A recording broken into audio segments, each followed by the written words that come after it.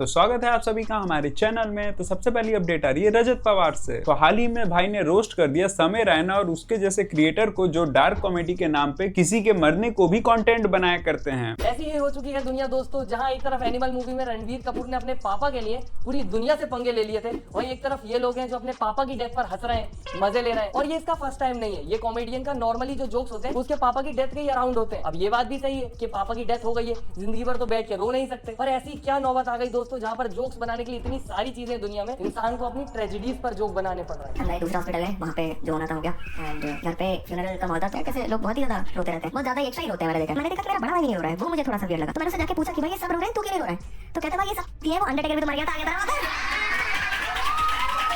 According to comedian यहाँ पर दो भाई अपने पापा के फ्यूनरल पे बैठ के ये बातें कर रहे हैं। अब यहाँ पर हम कॉमेडियन को कैसे ब्लेम करें, क्योंकि ऑडियंस का ह्यूमर इतना ज्यादा डार्क हो चुका है कि उनको ऐसी ट्रेजेडीज पे जोक जब तक बनाओ ना तक हंसी नहीं आती, कहीं नहीं निकलते अंदर से। और फिर कॉमेडियन को अपनी ट्रेजेडीज का जोक बनाना पड़ता है इनको हंसाने के लिए, क्योंकि ऐसा तो हो नहीं सकता कि जिसने अपने पापा को है उसको उस बात का दुख ना हो। पर यही कलयुग है दोस्तों, यहाँ पर ग्रोही वही होता है जो माँ की गाली देता हो या बाप की डेथ पर जोक मारता हो। और जिसने भी अपने करीबी को खोया है उसको पता है कि इन सब चीजों पे जोक्स बनाना कितना इंसेंसिटिव है। देखा जाए तो रजत गलत भी नहीं बोल रहा, क्योंकि मरने वाले कंटेंट थोड़ा सा ज्यादा ही एक्सट्रीम हो जाते हैं। खैर अगली अपडेट आ रही है खान सर से। तो आप लोग ने सुन ही लिया होगा कि उनको गिरफ्तार कर लिया जाता है, क्योंकि बीपीएससी के एग्जाम में कुछ प्रॉब्लम आने की वजह से वो बच्चों के साथ प्रोटेस्ट करने लगते हैं। हालांकि उनकी ओवर एक्साइटमेंट में दी गई बयान सबसे ज्यादा वायरल जा रही है। जो लीक करता है उसका काउंटर कर दिया जाए, यहाँ पर खत्म कहानी, मार के उड़ा दीजिए, यहाँ पे बुलडोजर चढ़ा दीजिए। यहाँ पे जो पेपर लीक करता है उसका नार्को टेस्ट कराइए, उसका पोलियोग्राफिक टेस्ट कराइए। अगर आपको 10 लोगों पे शक है तो उनका भी कराइए। अगर आपको लगता है कि हमारे आप पे इन पे किसी पे शक है, हम लोग का नार्को टेस्ट पोलियोग्राफिक टेस्ट कराइए। अगर उसमें पता चलता है पेपर लीक करते हैं, वहीं उड़ा दीजिए उसको।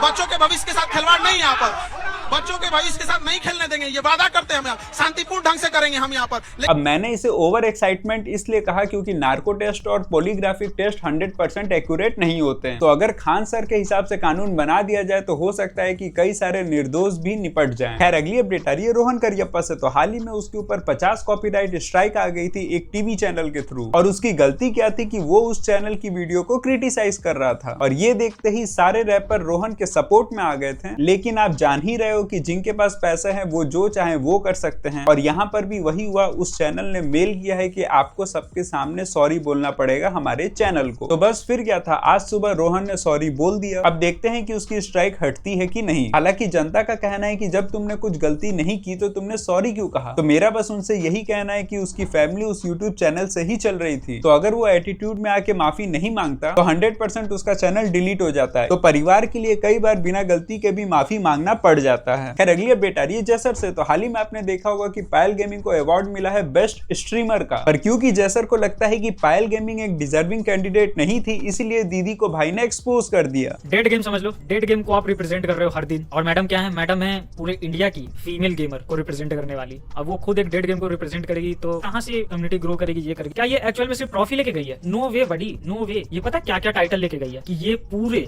इंडिया गेमिंग कम्युनिटी की फीमेल की अकेली लड़की है जो बोझ उठा रही है। बट जब कोई इंटरनेशनल बंदा, बाहर की ऑडियंस देखेगी कि भाई साहब इसके चैनल खुलते हैं यार, क्या मिलता है? अरे मैडम का नाम तो पायल गेमिंग है, बट यहाँ तो बस ब्लॉग्स भरे हुए हैं, सिर्फ और सिर्फ ब्लॉगिंग है। अच्छा चलो लाइव पे होगी कोई गेम वगैरह, उस पे देखते हैं। अरे यहाँ पे तो बीजीएम आई है, ये कौन सा गेम? अच्छा ये पबजी का वो इंडियन वर्जन है क्या? अच्छा ये तो डेड गेम है। अब फिर वो लोग जाएंगे शॉर्ट्स पे, अब उनको यहाँ पे पूरा पता चल जाए कि आखिर लोग देखते क्यों है इसको। खैर आपको क्या लगता है, पायल गेमिंग डिजर्विंग है कि नहीं? खैर अगली अपडेट आ रही है पुष्पा 2 से। तो भाई उसने जो बवाल मचाया है कि एक दिन के अंदर पूरे भारत में सबसे ज्यादा कमाई करने वाली मूवी बन गई। बाहुबली से लेके कल्कि तक सारे रिकॉर्ड ब्रेक कर दिए। आंध्र प्रदेश तेलंगाना में 92 करोड़, तमिलनाडु में 10 करोड़, कर्नाटका में 17 करोड़, केरला में 6 करोड़, हिंदी में 87 करोड़ और ओवरसीज में 68 करोड़ और टोटल 282.91 करोड़। तबाही। खैर अगली अपडेट आने से पहले बता दूं कि हम लोग 50 सब्सक्राइबर के बहुत करीब है, तो हमें सब्सक्राइब कर लें। खैर अगली अपडेट आ रही है पी पॉय से। तो हाल ही में उसने एक्सपोज कर दिया सैयद अजान को। दरअसल ये एक पाकिस्तानी यूट्यूबर है जो हमेशा भारत को नीचा दिखाते रहता है, और वो कैसे मुस्लिमों को भी बेवकूफ बना रहा है आप खुद ही देख लो। उनको इमोशनल ब्लैकमेल करके अब पैसे बटोरना चाह रहा है, फंड इकट्ठे करना चाह रहा है। इतना नीच इंसान, ऐसे इंसान को तो नर्क में भी जगह नहीं मिले, या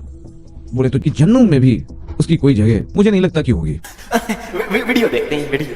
आपको इसकी कायरता, आपको इसकी नीचता और आपको इसकी गवारता का ब्रेकडाउन करके जरा मैं बताता हूँ इसी वीडियो को एग्जांपल लेके। पाकिस्तान इस वक्त अपना वर्स्ट इकोनॉमिक क्राइसिस फेस कर रहा है। इन्फ्लेशन रेट 30 से 40% है। 21 मिलियन से भी ज्यादा लोग पॉवर्टी लाइन से नीचे है पाकिस्तान में। कंट्री IMF लोन्स पे निर्भर है, अपनी जीडीपी पे नहीं। तब भी ये नीच क्लाउड के लिए हिंदू माइनॉरिटी गर्ल्स को टारगेट कर रहा है, उनसे सिंपैथी बटोरने की कोशिश कर रहा है। अरे नीच इंसान, अगर तुझे कुछ करना ही था तो जो वाइड स्प्रेड पॉवर्टी है पाकिस्तान में उसको देख ले अपनी आंखें खोल के।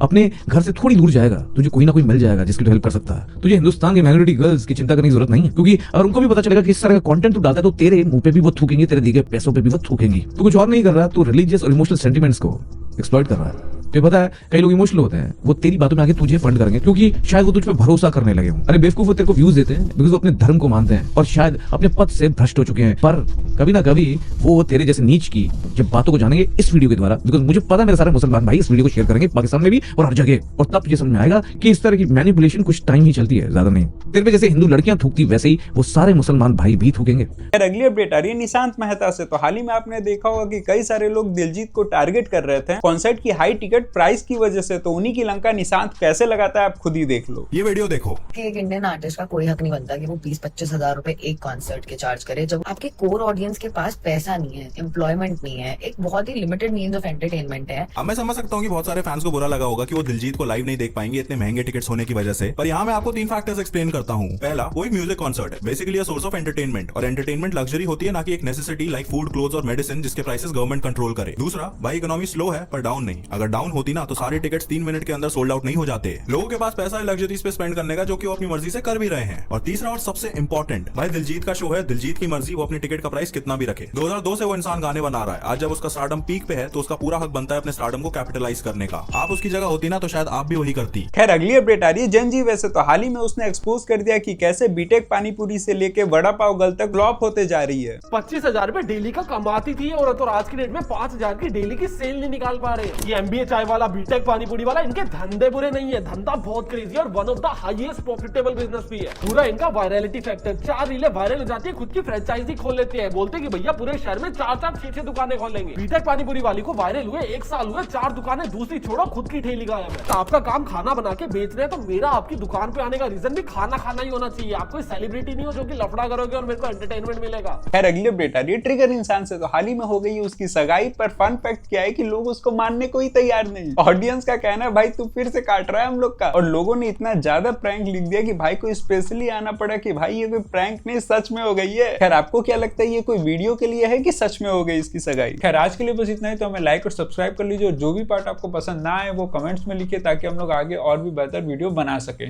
धन्यवाद।